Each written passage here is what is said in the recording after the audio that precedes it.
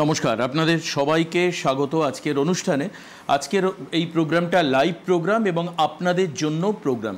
শুধুমাত্র চিকিৎসকের গুরুত্বপূর্ণ ব্যাখ্যা বা রোগ সম্পর্কে আলোচনা নয়, ইভেন আপনি এই প্রোগ্রামকে ধরতে পারেন এটা হচ্ছে একটা অ্যাওয়ারনেস অনুষ্ঠান। আগামী আধ ঘন্টা আমরা আপনাদের সঙ্গে থাকব।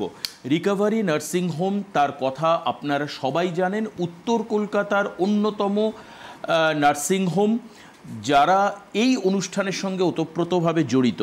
আমরা আজকে কথা বলবো সিকেডি নিয়ে, অর্থাৎ ক্রনিক কিডনি ডিজিজ। খুব স্বাভাবিকভাবে এটা যখন বলবো, একটা বড় অংশের মানুষ তারা মুখে হাত রেখে এই মুহূর্তে টিভির উল্টো দিকে বসে ভাবছেন যে আমাদের বাড়িতেও কেউ না কেউ আছে হয়তো যার ডায়ালিসিস করতে হচ্ছে। এটা একটা মারাত্মক রকমের সাংসারিক যে একটা অবস্থা, অর্থাৎ যে স্টেবল অবস্থা, সেটাকে নড়িয়ে দিতে পারে। এটা আমাদের কাছে এরকম বহু তথ্য আছে।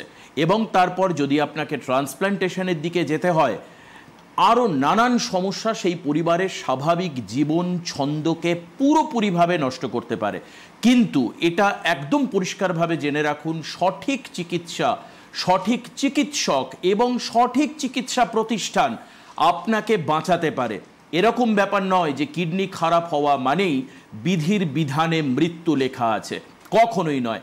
এটাকে মাথায় রেখে আজকের অনুষ্ঠান। আমরা কথা বলবো অবশ্যই রিকভারি নার্সিং হোম প্রাইভেট লিমিটেডের স্ট্রেচার নিয়ে আলোচনা হবে। কিন্তু আমাদের সঙ্গে এই মুহূর্তে শহর কলকাতার অন্যতম প্রথিতযশা এবং যার নাম আপনারা বহুবার হয়তো এই ফিল্ডে শুনেছেন, ডক্টর অতনু পাল আমাদের সঙ্গে রয়েছেন। Doctor Atanu Pal, MD, DM, associate professor, department of nephrology, ex assistant professor, department of rheumatology, IPGME and SSKM Hospital, in charge of nephrology, M R Bangur hospital, এবং ডায়ালিসিস যে ডিপার্টমেন্ট রিকভারি নার্সিং হোমে তারও ইনচার্জ।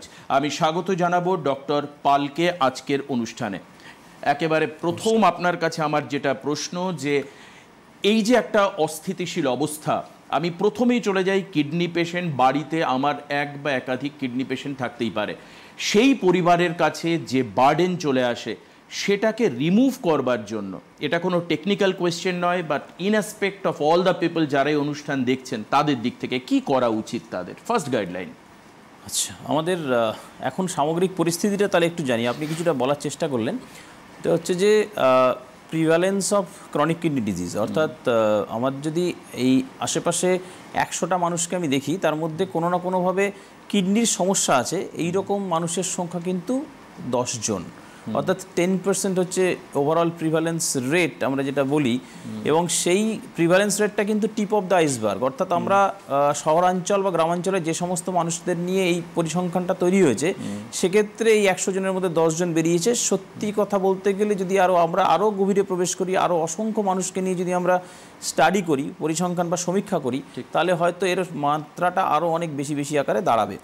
তো এখন এই যদি পরিস্থিতি হয়, তাহলে সেক্ষেত্রে এবং আমাকে জানতে হবে যে সিকেডি কতগুলো স্টেজ রয়েছে। সিকেডি মানেই যে আমার ডায়ালিসিস লেগে যাচ্ছে বা ট্রান্সপ্ল্যান্টেশন লেগে যাচ্ছে, ব্যাপারটা তা নয়। সিকেডির কতগুলো স্টেজ আছে, স্টেজ 1 থেকে স্টেজ 5 পর্যন্ত। তার মধ্যে স্টেজ 3টাকে আবার দুটো ভাগে ভাগ করা হয়, 3A 3B। আর এই স্টেজটা হয় হচ্ছে ক্রিয়েটিনিন নয়, EGFR দিয়ে।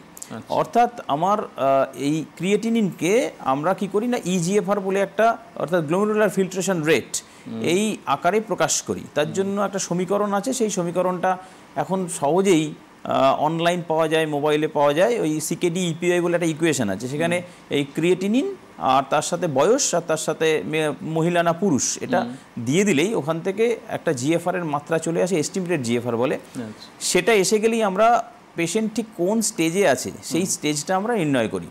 এখন সিকেডি স্টেজ 1 এটা হচ্ছে অ্যাট রিস্ক, অর্থাৎ সিকেডি হবে করছে, যেমন যাদের ডায়াবেটিস আছে, হাইপার টেনশন আছে, বা যাদের ভাস্কুলাইটিস আছে, বা যারা না ওই হঠাৎ করে ওষুধের দোকানে গিয়ে দুমদাম করে ওষুধ কিনে ফেলে, সেই ওষুধগুলো খেয়ে নেয়, এই রকম যে অ্যাট রিস্ক মানুষগুলো, সেইগুলো সিকেডি স্টেজ 1 এর মধ্যে পড়ে। তাদের জিএফআরটা ইউজুয়ালি নর্মালি থাকে। এইবারে স্টেজ 2 মানে সবে কিডনির রোগ শুরু হয়েছে। স্টেজ 3 থেকে কিডনির যে সিকেডির যে প্রকোপ, এটা শুরু হয় মানুষের শরীরে। অর্থাৎ ধরুন কারোর চুলকুনি হচ্ছে, কারোর ত্বকের রং পাল্টে যাচ্ছে, কারোর ক্ষেত্রে দেখা যাচ্ছে যে পেচ্ছাপের পরিমাণ কমে যাচ্ছে, কারোর পা ফুলে যাচ্ছে, কারোর বমি হচ্ছে, কারোর খিদে পাচ্ছে না, কারোর চুল পড়ে যাচ্ছে, কারোর খুব ক্লান্তি লাগছে, কোনো কারণ ছাড়াই সে বুঝতে পারছে না কেন ক্লান্তি লাগছে, যে ওয়াক ক্যাপাসিটি ছিল সেটা পাচ্ছে না, যে দৌড়তো সে দৌড়াতে পারছে না, যে সাঁতার কাটতো সে সাঁতার কাটার ক্যাপাসিটিটা আস্তে আস্তে হারিয়ে যাচ্ছে। বা বাচ্চাদের ক্ষেত্রে যেটা হয় যে বাচ্চাদের গ্রোথ বন্ধ হয়ে যাচ্ছে, অর্থাৎ একই সাথে 4টে বাচ্চা একসাথে বড় হচ্ছিল, স্কুলে দেখা যাচ্ছে তাদের মধ্যে একটা বাচ্চার গ্রোথ বৃদ্ধি বন্ধ হয়ে গেল, মানে সে ঠিকমতো তার পাটা বেঁকে যাচ্ছে আস্তে আস্তে। তো এইরকম অদ্ভুত অদ্ভুত কতগুলো লক্ষণ যেগুলো খুব সহজে ব্যাখ্যা করা যায় না, এইরকম কত লক্ষণ নিয়ে সে হাজির হলো। এইগুলো শুরু হয় হচ্ছে অ্যাকচুয়ালি সিকেডি স্টেজ 3 থেকে। এবার এই সিকেডি স্টেজ 3 থেকে পার করে যখন সিকেডি স্টেজ 4-এ গেল, তখন অলরেডি কিন্তু অ্যাডভান্স সিকেডিতে পড়ে গেছে। এই সিকেডি 4 থেকে যখন সিকেডি 5-এ গেল, তখন তার মানে কিডনিটা আর কাজ করবে না। এই অবস্থায় তাহলে কি লাগবে না, কিডনি যদি কাজ না করে তখন আমার আইদার ডায়ালিসিস, যেটা করলে কিডনির কাজটা হবে, অথবা ট্রান্সপ্লান্টেশন, অর্থাৎ কারোর কাছ থেকে কিডনি নিয়ে লাগিয়ে দাও, তাহলে মানুষটা বেঁচে গেল। তো এই হচ্ছে সিকেডি স্টেজ। এবার এই সিকেডি স্টেজগুলোকে ধরে যদি আমরা এগোই, তাহলে ম্যাক্সিমাম ক্ষেত্রেই দেখা যায় যে আমাদের কাছে নেফ্রোলজিস্টের কাছে যখন পেশেন্ট পৌঁছে, তখন সেটা সিকেডি স্টেজ 3 মূলত। কারণ আপনি তো বললেন যে 1 এবং 2-তে মানুষ বুঝতেই পারে না। ঠিক। তো সুতরাং আমাদের এই যে মানে যে প্রশ্নটা আপনি করলেন, যে আমরা পরিবারে যদি সিকেডি পেশেন্ট থাকে বা থাকতে পারে এরকম যদি মনে হয়, যেমন যাদের ডায়াবেটিসের পেশেন্ট রয়েছে বাড়িতে, বা প্রেশারের রোগ আছে এরকম পেশেন্ট, বা যাদের পরিবারে আগে সিকেডির পেশেন্ট ছিল, অর্থাৎ ফ্যামিলিতে সিকেডির প্রকোপ রয়েছে। ফ্যামিলি ট্রেন বা জেনেটিক ভাবে হতে পারে, কখনো হতে পারে তো মানে ধরুন আমার যদি বাড়িতে সিকেডির পেশেন্ট থাকে, তাহলে পরবর্তী জেনারেশনে বা ভাই বোনের মধ্যে সিকেডি পেশেন্টের সংখ্যা বাড়তে পারে, মানে আরো সিকেডি হওয়ার চান্স বাড়ে। কতগুলো জেনেটিক ডিজিজ আছে, সেই জেনেটিক ডিজিজে সিকেডি যেমন মানে ওই জিনগতভাবে, যেমন এডিপিকেডি বলে একটা নাম শুনেছেন হয়তো, পলিসিস্টিক কিডনি ডিজিজ, মানে সিস্ট বলতে আপনারা যেটা ভয় পান, কিডনির মধ্যে সিস্ট হয়েছে। হ্যাঁ, তো এর মধ্যে যেটা হয় যে এটাকে এডিপিকেডি বলে, autosomal dominant polycystic kidney disease. এটা মানে জেনারেশন টু জেনারেশনে যায়, মানে আমার থাকলে আমার ছেলের হবে, ছেলের থাকলে তার ছেলে বা মেয়ের হবে, এভাবে চলতে থাকে। হতে পারে না, এখানে 50% হওয়ার সম্ভাবনা, অনেকটাই হওয়ার সম্ভাবনা। তো এইগুলো জেনেটিক ডিজিজ। এরকম কতগুলো জেনেটিক ডিজিজ আছে, কতগুলো মিউটেশনগতভাবে হতে পারে, কতগুলো পরিবেশগতভাবে হতে পারে, কতগুলো মানে আমি জানি না এরকম কোনো কারণে হতে পারে, কতগুলো এই যে বললাম একটু আগে ওষুধ খেয়ে হতে পারে, যে ওষুধগুলো মানে সেটা অ্যালোপ্যাথি হতে পারে বা অল্টারনেটিভ ওষুধ খেয়ে হতে পারে, সেগুলো খেয়ে হতে পারে। এবার এই জায়গাটাতে যখন আমি দেখছি যে আমার এইরকম একটা অ্যাট রিস্ক পেশেন্ট রয়েছে, যদি বুঝতে পারি, তাহলে সেক্ষেত্রে রিস্কটাকে নির্মূল করাটাই বেটার। যেমন যাদের ক্ষেত্রে ডায়াবেটিস আছে, তাদের ডায়াবেটিসের চিকিৎসা করে যদি সুগারটাকে নিয়ন্ত্রণে রাখা যায়, প্রেশারটাকে নিয়ন্ত্রণে রাখা যায়, এবং নিয়মিতভাবে সেই ডাক্তারবাবুর কাছে ফলো আপ করা যায়, তাহলে কিডনির রোগ হওয়ার সম্ভাবনা কমে যায়। পুরোপুরিভাবে কমে যাবে এটা বলছি না, কিন্তু সিকেডি স্টেজ 5-এ পৌঁছে যাওয়াটা হয়তো আটকে যেতে পারে। এবারে যদি ধরুন সিকেডি স্টেজ 1-এ পৌঁছলো বা সিকেডি স্টেজ 2-তে পৌঁছলো, সেই অবস্থায় যদি ডাক্তারবাবুরা আমাদের কাছে পাঠিয়ে দিলেন যে সুগারের ডাক্তারবাবু বললেন যে না তোমার ইউরিন থেকে প্রোটিন বেরোচ্ছে, তাহলে এটা একদম আর্লি স্টেজ, তুমি অ্যাট রিস্ক আছো। তাহলে এই অ্যাট রিস্ক অবস্থাতে তুমি নেফ্রোলজিস্টের কাছে নেফ্রোলজিস্ট পৌঁছলো, তখন নেফ্রোলজিস্ট তার আঙ্গিকে যখন পেশেন্টকে দেখবে, তখন সেক্ষেত্রে তার পরবর্তী স্টেজে যাওয়াটা আটকে যেতে পারে। আচ্ছা, আর একটা জিনিস খুব সহজে হয়, সেটা হচ্ছে যে ধরুন এই যে প্রোটিন বেরোনো, আর একটা হচ্ছে ক্রিয়েটিনিন, ইউরিনে প্রোটিন বেরোনো, আর হচ্ছে ক্রিয়েটিনিন রক্তে বেড়ে যাওয়া, এই দুটো আমাদের কাছে মার্কার আছে কিডনি রোগ ধরার। তাই হয়। এবারে রক্তে যখন ক্রিয়েটিনিনের মাত্রা বাড়তে থাকে, তখন ওটা অলরেডি অনেকটা অ্যাডভান্সড সিকেডি। আচ্ছা, এবারে আর্লিয়েস্ট হচ্ছে কিনা, আর্লিয়েস্ট হচ্ছে আমাদের ইউরিনের সাথে পেচ্ছাপের সাথে প্রোটিনের নির্গমন, এটা হচ্ছে আর্লিয়েস্ট। এবার এই ক্ষেত্রে যদি আমাদের কাছে পৌঁছতে পারে, এটাকে আবার দুটো ভাগে ভাগ করা হয়, দুটো না 3টে ভাগে ভাগ করা হয়। একটা হচ্ছে মাইল্ড, একটা বলে মডারেট, একটা বলে সিভিয়ার। মাইল্ড মানে হচ্ছে 30 মিলিগ্রাম প্রতিদিন যদি ইউরিনে প্রোটিন বেরোয় তাহলে মাইল্ড, 30 থেকে 300 হচ্ছে মডারেট, আর 300 মিলিগ্রামের উপরে যদি হয় তখন তাহলে সিভিয়ার। এবারে মডারেট পর্যন্ত যে প্রোটিনটা বেরোচ্ছে, সেই প্রোটিনটা পর্যন্ত যদি চিকিৎসা করা যায়, তাহলে এটা রিভার্সেবল, এটা ম্যাক্সিমাম ক্ষেত্রেই হতে পারে। এবারে সিভিয়ারের ক্ষেত্রেও যদি এটা আর্লি স্টেজে হয়, তাহলেও দেখা গেছে যে এটা পুরোপুরি নর্মাল হতে পারে। ডাক্তারবাবু, এখন তো মানুষ অনেকে এই প্যাথোলজিক্যাল টেস্টের মানে কাউন্টগুলো বোঝেন, তো আপনি একটু আমাকে বলে দেবেন যে মাইল্ড কোন জায়গায়, মডারেট কোন জায়গায়, সিভিয়ার কোন জায়গায়, মানে ক্রিয়েটিনিন রেটটা কত হলে? কারণ এটা আমরা প্রচুর দেখি 1.2, 2.3 এর আলোচনা হয়, টিভিতেও আমরা বহু প্রোগ্রাম করেছি। কোনটা মাইল্ড, কোনটা ওটাই বলার চেষ্টা করছি। Severe, right. যে আমার দুটো ক্যাটাগরি আছে, যে দুটো ক্যাটাগরিতে আমি কিডনির রোগ বুঝতে পারি। একটা হচ্ছে ইউরিন থেকে প্রোটিন বেরিয়ে যাওয়া, যেটা আর্লিয়েস্ট, মানে একদম শুরুতে যেটা আমরা হতে পারে। তো এই প্রোটিন যদি বেরোয়, তাহলে সেই প্রোটিনের ক্যাটাগরি 3 রকমের হয়, A1, A2, A3। A1 মানে হচ্ছে mild, less than 30 milligram per day. যদি 30 থেকে 300 হয় তাহলে হচ্ছে মডারেট, আর মোর দ্যান 300 300-র উপরে যদি চলে যায় মিলিগ্রাম পার ডে তাহলে ওটা হচ্ছে সিভিয়ার। এবারে এই ক্যাটাগরিগুলি যদি আমি ফলো করি, ডাক্তারবাবুরা ইউজুয়ালি ফলো করেন, তো আমাদের কাছে পাঠিয়ে দিলেন, আমরা তখন ওটা দেখে যে সমস্ত ওষুধপত্র আমাদের হাতে আছে সেইগুলোকে যদি আমরা দিতে পারি তাহলে সেক্ষেত্রে কি হয় না, অনেক সময় এটা রিভার্স কন্ডিশনে চলে যায়। অর্থাৎ কিডনির রোগ যে বলা হয় যে রিভার্সেবল নয়, এটা কিন্তু এই ক্ষেত্রে রিভার্সেবল হতে পারে। ডাক্তারবাবু, যখন আমরা এই অনুষ্ঠান করছি আমাদের সঙ্গে বহু মানুষ এই অনুষ্ঠান লাইভ দেখছেন এবং তাদের মধ্যে থেকে কেউ কেউ ফোনও করবেন, এটা স্বাভাবিক। আপনারা টিভি স্ক্রিনের নিচে যাওয়া এই নাম্বারে ফোন করলে সরাসরি স্টুডিওতে কথা বলতে পারেন। একজন রয়েছেন আমাদের সঙ্গে, আমি কথা বলবো। কে আছেন ফোনে? হ্যালো। হ্যালো। হ্যাঁ, হ্যালো। আমি তুলসী মাঝি বলছি। হ্যালো। হ্যাঁ হ্যাঁ, একটু একটু একটু জোরে বলুন। হ্যাঁ বলুন। হ্যাঁ, আমি তুলসী মাঝি বলছি সিঙ্গুর থেকে। সিঙ্গুর থেকে? আচ্ছা, বলুন আপনার কি প্রশ্ন? কি প্রশ্ন বলুন। আমার প্রশ্ন হচ্ছে, আমার পেচ্ছাপে খুব ফেনা হয়। আচ্ছা, আর কোনো প্রশ্ন? আর কোনো প্রশ্ন বলতে ডাক্তারবাবু বললেন যে লক্ষণ হচ্ছে চুলকানি। আমার হাতে 3-4 মাস ধরে চুলকানি হচ্ছে অনেকক্ষণ ধরে। হাতের একই জায়গায় চেটোটায়, হাতের চেটোর এক জায়গাতে 3-4 মাস ধরে কন্টিনিউ চুলকানি পাচ্ছে খুব।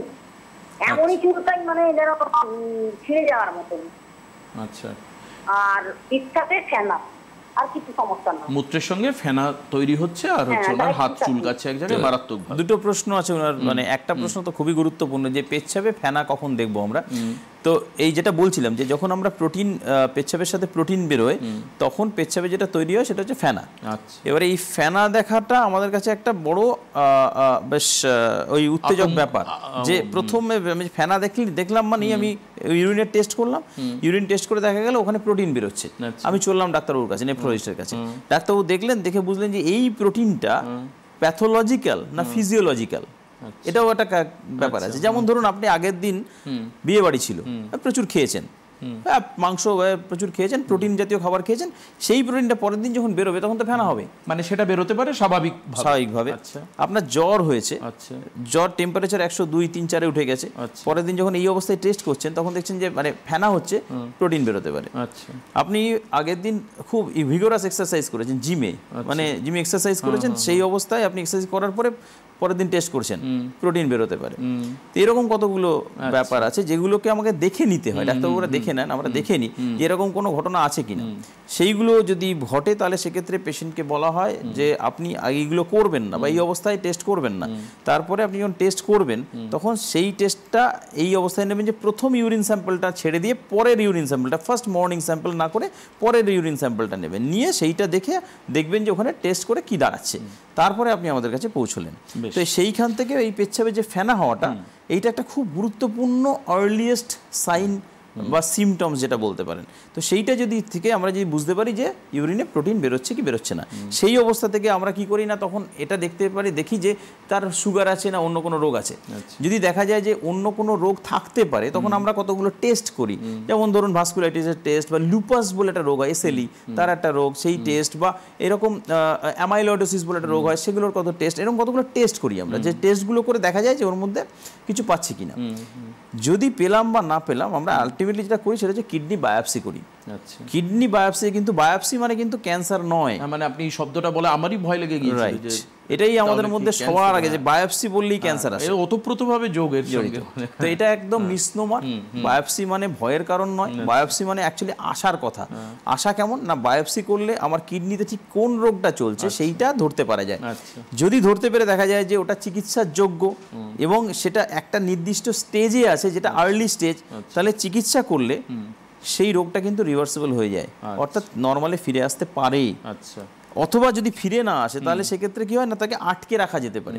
তো এই জায়গাটা আমাদের কাছে খুব গুরুত্বপূর্ণ, যে আমার যদি প্রোটিন ইউরিয়া হয়, অর্থাৎ ইউরিনে প্রোটিন বেরোয়, তখনও ক্রিয়েটিনিন বেড়েছি বা বাড়েনি, ধরে নিলাম বাড়েনি, সেই অবস্থায় ডাক্তারবাবু যদি বলেন যে কিডনি বায়োপসি করতে হবে, তার সাথে রক্তের পরীক্ষা বা পেচ্ছাপের পরীক্ষা করতে হবে, তাহলে এটা করে নেওয়া উচিত। অনেক ক্ষেত্রে আমরা ভয়ে পালিয়ে যাই, মানে আমি বললে তো 50% লোক তো পালিয়েই যায়, কিন্তু পরে যখন ঘুরতে ঘুরতে 1 বছর পরে এসে পৌঁছয় তখন এটা বলে যে ডাক্তারবাবু তখন যদি এই টেস্টটা করে নিতাম তাহলে হয়তো আজকে আমাকে এই বিপজ্জনক অবস্থায় পৌঁছতো না, আমার ক্রিয়েটিনটা 3-এ পৌঁছতো না। বেশ, এই আতঙ্কের পরিবেশটাও তৈরি হতো না। একদম ঠিক। তবে ডাক্তারবাবু আপনার নিশ্চিতভাবে সাজেশন থাকবে ওনাকে একবার এসে দেখিয়ে নেওয়ার জন্য। আর চুলকুনির ব্যাপারটা বলি, চুলকুনির হাজার একটা কারণ হতে পারে। তো চুলকুনির জন্য প্রথম যেটা করার কথা, একজন স্কিনের ডাক্তারবাবু একজন জেনারেল ফিজিশিয়ানকে দেখানো উচিত। উনি দেখে যদি মনে করেন যে ওটার জন্য মানে কোনো পতঙ্গ কামড়েছে নাকি কোনো কিছু লেগেছে, যেমন ফলের রস বা রস মানে কোনো ফুলের কষ এরকম কিছু লাগলে ওখানে চুলকুনি হচ্ছে, সেই কারণটা উনি বলে দেবেন। যদি কোনো কারণ খুঁজে না পান তাহলে তখন তিনি ইউরিয়া ক্রিয়েটিনিন টেস্ট করবেন। সেইটা দেখে যদি মনে হয় যে ক্রিয়েটিনিন বেড়েছে তখন উনি আমাদের কাছে তখন উনি আপনাদের কাছে আসবেন। বেশ, পরের ফোনে কে রয়েছেন? হ্যালো হ্যালো হ্যালো, হ্যাঁ বলুন, কে বলছেন? বলছি আমি মধ্যমগ্রাম থেকে ইতিরায় বলছি স্যার। কোথা থেকে বলছেন? মধ্যমগ্রাম। মধ্যমগ্রাম থেকে। বলুন, কি হয়েছে আপনার? বলছি আমার এই কোমরের দু সাইডে খুব যন্ত্রণা হয় মাঝে মাঝে। কোমরের দু সাইডে? আচ্ছা, দু সাইডে, পিছনের দিকে। আচ্ছা, খুব যন্ত্রণা হয়। আর কি কি হয় একটু বলুন, কারণ শুনে বুঝতে হচ্ছে। আমার তো থাইরয়েড আছে স্যার, আমি অনেকদিন ধরে থাইরয়েডের ওষুধ খাই। হ্যাঁ, গলাটা বসে যায়, আমি গান বাজনা করি, কীর্তন গান, গলাটা বসে যায়, খুব যন্ত্রণা হয় দু সাইডে। আচ্ছা, এই হচ্ছে প্রবলেম, এই হচ্ছে প্রবলেম। হ্যাঁ, মাঝে মাঝে একটু পাটা ফোলে, মাঝে মাঝে। আচ্ছা, মাঝে মধ্যে পাটাও ফোলে। বয়স কিরকম আপনার? আমার 46-47 হবে। 46-47। প্লিজ আপনি সঙ্গে থেকে শুনতে থাকুন। স্যার, আপনার কোনো কোয়েশ্চেন আছে ওনার কাছে? সুগার আছে? না, সুগার নেই স্যার। পেচ্ছাপে কোনো জ্বালা যন্ত্রণা হয়? না, অতিরিক্ত শরীর খারাপ হলে, মানে শরীর কড়া হয়ে গেলে একটু মাঝে মাঝে হয়। আচ্ছা, পেচ্ছাপের রঙের কোনো পরিবর্তন হয়েছে? পেচ্ছাপ লাল হয়েছে কখনো? মানে খুব জার্নিং হলে অনেক সময় জল টল না খেলে হয়। ওটা গাঢ় রং হয়, হলুদ হয়, মানে গাঢ় হলুদ হয়। লাল হয়েছে কখনো? না স্যার, লাল হয়নি। তো পেচ্ছাপে যদি জ্বালা যন্ত্রণা না থাকে, পেচ্ছাপের রং যদি না পাল্টায় এবং ব্যথাটা অত্যন্ত তীব্র ব্যথা যদি না হয়, বা কোমর থেকে শুরু করে একদম পুরো আমাদের পেটের সামনের দিক পর্যন্ত ব্যথাটা না পৌঁছয়, অথবা যদি জ্বর না আসে, তাহলে সেক্ষেত্রে মূলত এটা কিডনির রোগ বলে ঠিক মনে হচ্ছে না। কোমরের যে ব্যথাটা আপনি বললেন, এরকম ব্যথা আপনার যে বয়সটা, এই যে 45, 46, 50 এই বয়সে খুব কমন, এটাকে লো ব্যাক পেন বলা হয়। আজকে আমরা সেই বিষয়ে আলোচনা করব না। তো যদিও আপনি প্রশ্নটা করলেন, লো ব্যাক পেনের মধ্যে একটা পেন অবশ্যই আমাদের এই কিডনির রোগ আসতে পারে, কিন্তু আপনি যে সমস্ত লক্ষণ বললেন তাতে এটা কিডনির রোগের মতো মনে হচ্ছে না। যদি ওই সমস্যাগুলো যেগুলো আপনাকে বললাম সেগুলো যদি হয়, অর্থাৎ পেচ্ছাপে জ্বালাপোড়া করা, আটকে যাওয়া, বারবার যেতে হওয়া, তার সাথে কোমর থেকে সামনের দিকে ব্যথা তীব্রভাবে নেমে আসা, অথবা পেচ্ছাপের সাথে রক্ত যাওয়া বা জ্বর আসা, এইরকম যদি কিছু হতে হয় তাহলে সেক্ষেত্রে অবশ্যই নেফ্রোলজিস্টের কাছে আসবেন। আমরা দেখে, বা আপনার যে ফিজিশিয়ান আছে তার কাছে যাবেন, উনি ইউএসজি করবেন বা অন্যান্য রক্ত পরীক্ষাগুলো করবেন, পরীক্ষা নিরীক্ষাগুলো করে দেখে দরকার পড়লে আমাদের কাছে পাঠাবেন। বেশ, আচ্ছা, আরও আরেকজন রয়েছেন আমার কাছে, এসছি ইনফরমেশন। কে আছেন ফোনে? হ্যালো হ্যালো, নমস্কার। হ্যাঁ নমস্কার, কোথা থেকে বলছেন আপনি? আমি কাটোয়া থেকে বলছি, তপন পাল। কাটোয়া থেকে তপন বাবু, হ্যাঁ বেশ স্বাগত। বলুন, কি হয়েছে আপনার, প্রবলেমটা বলুন। হ্যাঁ, আমি এমনিতে সুগারের পেশেন্ট, তাছাড়া আমার প্রেশার আছে, হাই প্রেশার। আমার এমনি প্রেশারের ওষুধ খাই, সুগারের ওষুধ খাই, তারপর এমনি প্রস্টেটের ওষুধ খাই। কিন্তু আমার প্রস্টেটের সমস্যা নাই, প্রস্টেট এই ইউএসজি করি নর্মাল। আমার সমস্যা হচ্ছে, আমাকে বাথরুম যেতে হয়, প্রতি ঘন্টায় একবার করে বাথরুম যেতে হয় জেগে থাকলে, আর ঘুমন্ত অবস্থায় 2 থেকে 2.5 ঘন্টা পর পর। আর আপনার প্রস্তাবে খুব দুর্গন্ধ। আমি ক্রিয়েটিনিন টেস্ট করেছি, ক্রিয়েটিনিন আমার নর্মাল। তো আমার কি কিডনির কোনো সমস্যা আসতে পারে, বা এখনো পর্যন্ত কিছু নাই, আসতে পারে কি এই ব্যাপারে? বিপদ সংকেত আছে কিনা আপনি সেটা জিজ্ঞেস করছেন। বয়স কত? আমার বয়স 55। তো 55 বছর বয়স, সুগার আছে, প্রেশার আছে, সুগারের ওষুধ আপনি খান, আশা করা যায় নিয়ন্ত্রণে আছে। এবারে আপনার নিয়ন্ত্রণে আছে। এবারে আপনি মূলত রাত্রিবেলায় বারবার করে আপনাকে পেচ্ছাপ করতে যেতে হয়, কিন্তু প্রোস্টেটের যে সমস্যাটুকু আছে তার জন্য আপনি ওষুধ খান, ধরে নেওয়া যায় প্রোস্টেটের ব্যাপারটাও কন্ট্রোলে আছে। যদি সামগ্রিক ব্যাপার হয়, তাহলে আপনাকে বারবার পেচ্ছাপ করতে যাওয়ার সবথেকে বড় যে কারণ সেটা হচ্ছে জল খাওয়া। অর্থাৎ আমি যদি পরিমাণে বেশি জল খাই, আমার যা শরীরের প্রয়োজন তার থেকে বেশি জল খাই, যেটা বাঙালিদের কিন্তু একটা অভ্যাসের মধ্যে আছে যে আমাদের এই জল খেলে কি পিত্ত না চিত্ত দুটোই সিদ্ধ হয়, কিন্তু যেটা আখেরে দেখা গেছে যে এতে পেচ্ছাপের পরিমাণ বাড়ে। অর্থাৎ সারাদিনে যে পরিমাণ আপনি স্বাভাবিকভাবে পেচ্ছাপ করতে যেতেন তার থেকে অনেক বেশি পরিমাণে পেচ্ছাপ করতে যান। তো এই যে অতিরিক্ত পরিমাণ জল খাওয়াটা, এইটা কোনো সায়েন্টিফিক মানে বিজ্ঞানসম্মত ভিত্তি নেই যে বেশি পরিমাণ জল খেলেই আমাদের কিডনি পরিশ্রুত থাকবে।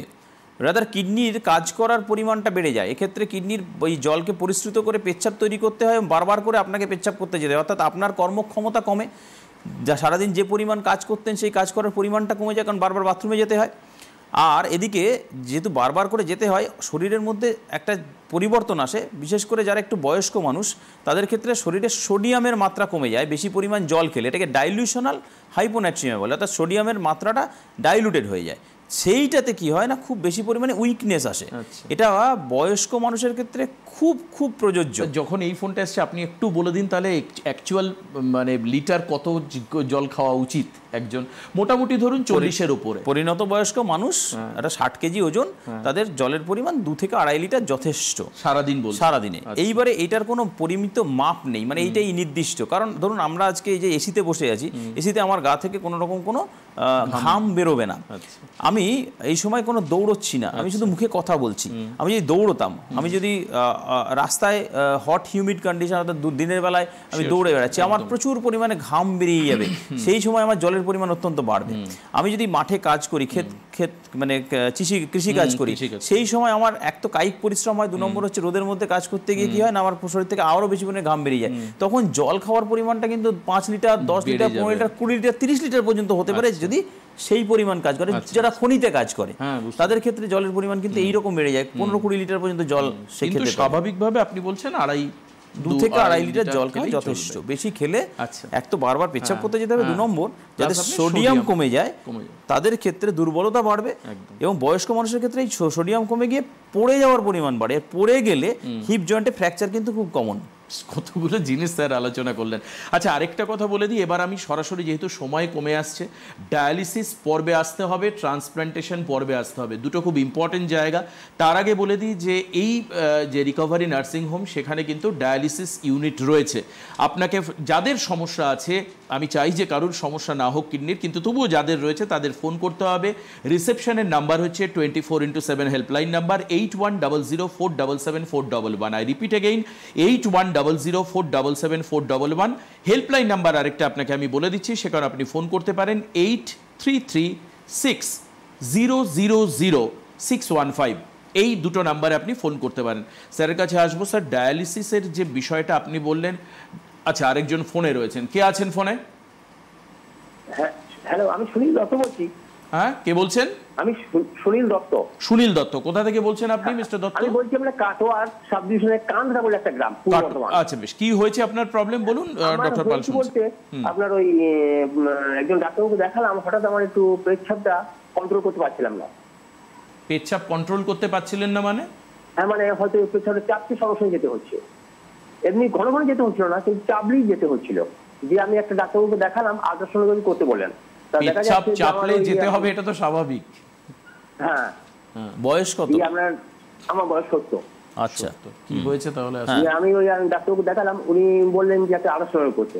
আল্ট্রাসোনোগ্রাফি করলাম, আল্ট্রাসোনোগ্রাফি দেখা যাচ্ছে উনি বলছেন যে আপনার লেফট সাইডে 2.2 একটা কিডনি পাথর হয়েছে।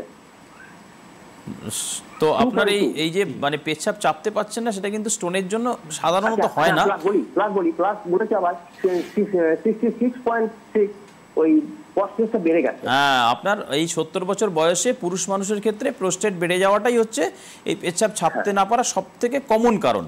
এবারে সেইটা আপনি আপনার ডাক্তারবাবু যিনি আছেন তাকে দেখান, উনি আপনাকে যথাযথ ওষুধ দেবেন, এবং সেক্ষেত্রে আপনি আর এই সমস্যাটা হয়তো কেটে যেতে পারে।